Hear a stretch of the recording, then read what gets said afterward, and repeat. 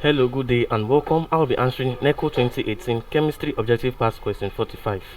An element E has electronic configuration 1s2, 2s2, 2p6, 3s2 and 3p4. To which group and period of the periodic table does E belong? So the options are A, group 1 and period 4, B, group 2 and period 4, C, group 3 and period 3, D, group 6 and period 3, and E, group 7 and period 2. Now, like we know that this 1, 2, 2, 3, 3 here represents the energy level of this element, that is, it represents the shell of this element.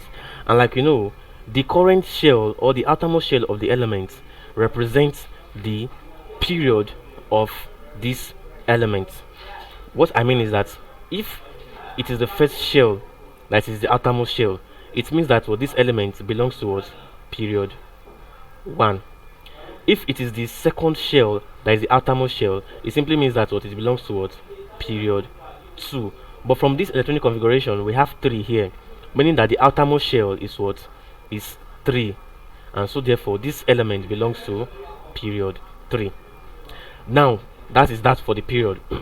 For the group now, to find the group of this element, for if this element was to be in group 1, group 1 will be carrying what? S. That's group 1 will be carrying 2 elements or 2 electrons on the s orbital. 1 electron, sorry, on the s orbital. Then if it's for group 2 will be taking what? Group 2 will be taking 2 electrons on the s orbital. Now for group 3 will be taking what? 2 electrons on the s orbital, that is the outermost orbitals. Now that is the 2 electron on the s orbital and 1 electron on the p orbital. So if you add them together, 2 plus 1 will give you what? 3. For group 4, you will have what? 2 on the s orbital and 2 on the p orbital, giving you what? 4. That's group 4. For group 5, we'll be having s2 p3. 2 plus 3 will give us what? 5. For group 6, we'll be having s2 p4.